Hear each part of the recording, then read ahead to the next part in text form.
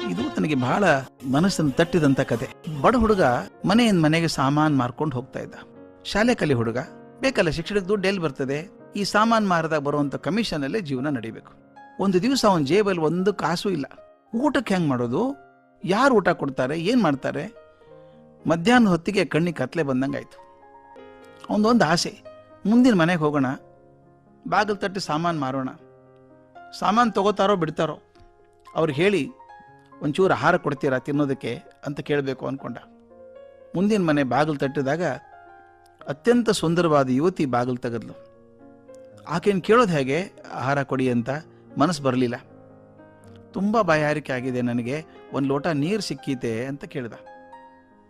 ಆಕೆ ಈತನ ಮುಖ ನೋಡಿ ತಲೆ ಅಲ್ಲಾಡಿಸಿ ಒಳಗಡೆ ಹೋಗಿ ಒಂದು ದೊಡ್ಡ ಲೋಟ ತುಂಬ ಹಾಲು ತಂದುಕೊಟ್ಲು.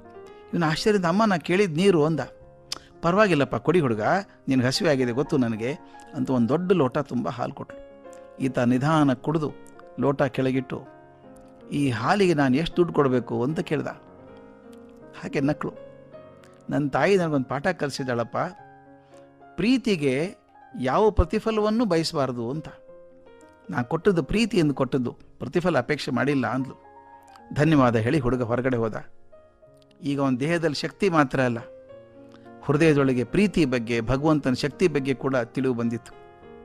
ಮುಂದೆ ಹುಡುಗ ಕಷ್ಟಪಟ್ಟು ಓದಿದ, ಸಾಧನೆ ಮಾಡಿದ, ದೈವ ಅವನ ಜೊತೆಗಿತ್ತು, ವೈದ್ಯ ಆದ, ಅತ್ಯಂತ ಪ್ರಸಿದ್ಧನಾದಂಥ ಶಸ್ತ್ರಚಿಕಿತ್ಸಕ ಆಗ್ಬಿಟ್ಟ, ದೊಡ್ಡ ಸರ್ಜನ್. ಅದರಲ್ಲೂ ಶ್ವಾಸಕೋಶದ ವಿಷಯದಲ್ಲಿ ಅವನಷ್ಟು ಪ್ರವೀಣರಾದವ್ರು ದೇಶದಲ್ಲೇ ಇರಲಿಲ್ಲ.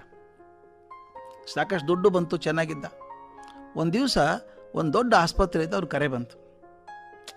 ಒಬ್ಬ ಹೆಣ್ಮಗಳಿಗೆ ಶ್ವಾಸಕೋಶದ ಬಹುದೊಡ್ಡ ತೊಂದರೆ ಆಗಿದೆ, ಅದ್ರ ಕಾರಣ ಯಾರಿಗೂ ವೈದ್ಯರಿಗೆ ಗೊತ್ತಾಗ್ತಾ ಇಲ್ಲ. ಇದು ನೀವೇ ಅಥಾರಿಟಿ, ನೀವೇ ದೊಡ್ಡವರು, ದಯವಿಟ್ಟು ನೀವು ಬರಬೇಕು ಅಂತ ಕೇಳಿದರು. ಈ ದೊಡ್ಡ ವೈದ್ಯರಿಗೆ ಒಂದು ನಿಮಿಷ ಪುರ್ಸತ್ತಿಲ್ಲ.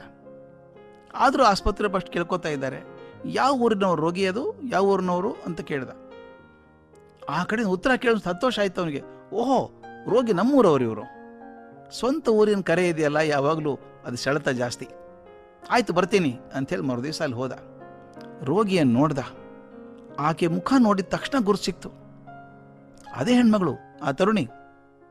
ಹಸಿದು ಕಂಗಾಲಾದಾಗ, ಬಸವಳದಾಗ ಅಮೃತ ಸದೃಶವಾದಂಥ ಹಾಲನ್ನು ಕೊಟ್ಲಲ್ಲ ಹುಡುಗಿ, ಆಕೆನೆ. ಈಗ ವಯಸ್ಸಾಗಿದೆ, ಆದರೆ ಗುರುತು ತಪ್ಪುವಷ್ಟೇನು ಬದಲಾಗಿಲ್ಲ. ವೈದ್ಯರಿಗೆ ಹೇಳಿದ, ನಾನು ಬರೀ ಏನು ತಪ್ಪಾಗಿದೆ ಅಂತ ಹೇಳಲ್ಲ, ನಾನೇ ಆಪರೇಷನ್ ಮಾಡ್ತೇನೆ, ರೆಡಿ ಮಾಡಿ ಅಂದ. ಅವ್ರಿಗೆ ಆಶ್ಚರ್ಯ, ಇಂಥ ದೊಡ್ಡ ಡಾಕ್ಟರ್ ಆಪರೇಷನ್ ಮಾಡೋಕೆ ಒಪ್ಕೊಂಡಲ್ಲ. ಮರುದಿವಸನ ಶಸ್ತ್ರಚಿಕಿತ್ಸೆ ಆಯಿತು. ಆ ತಾಯಿ ಕೆಲವು ದಿವಸ ಆಸ್ಪತ್ರೆ ಇದ್ಕೊಂಡು ಚೇತರಿಸ್ಕೊಂಡ್ರು. ಆಸ್ಪತ್ರೆ ಹೊರಡೋ ದಿವಸ ಬಂತು. ಆಸ್ಪತ್ರೆ ಅಧಿಕಾರಿಗಳು ಬಂದು ಖರ್ಚು ವೆಚ್ಚ ಪಟ್ಟಿ ಕೊಡಬೇಕಲ್ಲ, ಬಿಲ್ ಕೊಡಬೇಕಲ್ಲ ಬಿಡುಗಡೆ ಆಗುವಾಗ. ಪಟ್ಟಿ ನೋಡಿ ಆಕೆ ಎದೆ ಹೊಡೆದೋಯ್ತು. ಪಟ್ಟಿ ಬರ್ತದೆ ಅಂತ ಗೊತ್ತಿತ್ತು ಆಕೆಗೆ, ಆದರೆ ಇಷ್ಟು ಭಾರಿ ಆದೀತು ಅಂತ ಕಲ್ಪನೆ ಇರಲಿಲ್ಲ. ಅಯ್ಯೋ, ಇಷ್ಟು ದುಡ್ಡು ಕೊಡಬೇಕೇ ಅಂದ್ಲು. ನನ್ನ ಹತ್ರ ಏನು ಪಟ್ಟಿ ಕೊಟ್ಟಿದ್ದೀರಿ ಬಿಲ್ಲು, ಇದ್ರ ಕಾಲು ಭಾಗ ಕೊಡೋಕ್ಕೂ ದುಡ್ಡು ಇಲ್ವೇ ನನ್ನ ಹತ್ರ ಅಂತ ಒದ್ದಾಡ್ಕೊಂಡ್ಲು.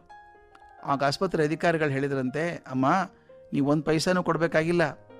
ವಿಚಿತ್ರ, ಇದು ನಮಗೂ ಅರ್ಥ ಆಗ್ತಾ ಇಲ್ಲ. ನಿಮಗೆ ಶಸ್ತ್ರಚಿಕಿತ್ಸೆ ಮಾಡಿದ ಮಹಾವೈದ್ಯ ಇದ್ದಾನಲ್ಲ, ಅಲ್ಲಿಂದ ಬಂದು ಎಲ್ಲ ಖರ್ಚು ಅವರೇ ಬರೆಸ್ಕೊಂಡಿದ್ದಾರೆ ನೋಡಿ, ಕೊನೆಗಿಲ್ಲಿ ಏನೋ ಬರೆದಿದ್ದಾರೆ ಅಂಥೇಳಿ ಆ ಕಾಗದ ಮೂಲೆಯನ್ನು ತೋರಿಸಿದ್ರಂತೆ. ಅದರಲ್ಲಿ ಬರೆದಿತ್ತು ಸ್ನೇಹಿತರೆ, ನೆನೆಸ್ಕೊಂಡ್ರೆ ಕಣ್ಣು ಒದ್ದೆ ಆಗಿಬಿಡುತ್ತೆ ನನಗೆ. ಆ ಡಾಕ್ಟರ್ ಬರೆದಿದ್ದಾನೆ ಮೂಲೆಯಲ್ಲಿ, ಆಸ್ಪತ್ರೆ ಖರ್ಚೆಲ್ಲ ನಂದೇ.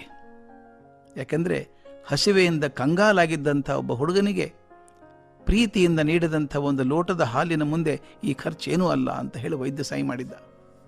ನಾನು ಬಡತನದಲ್ಲಿದ್ದಾಗ, ಕಂಗಾಲಾಗಿದ್ದಾಗ ಒಂದು ಲೋಟ ಹಾಲು ಕೊಟ್ಟರಲ್ಲ, ಅದರ ಮುಂದೆ ನಾ ಮಾಡಿದಂಥದ್ದು ಏನೂ ಅಲ್ಲ ಅಂತ ಸಹಿ ಮಾಡಿದ್ದಂತೆ. ಈ ಮಾತು ನಮ್ಮ ತಲೆಯಲ್ಲಿ ಗುನುಗ್ತಾ ಇರಬೇಕು. ನಾವು ನಿರಪೇಕ್ಷೆಯಿಂದ, ಪ್ರೀತಿಯಿಂದ ಮಾಡಿದಂಥ ಸೇವೆ ನಮ್ಮನ್ನು ಯಾವತ್ತೋ ಎಂದೋ ಯಾವ ಕಾಲದಲ್ಲೋ ಕಾಪಾಡ್ತದೆ.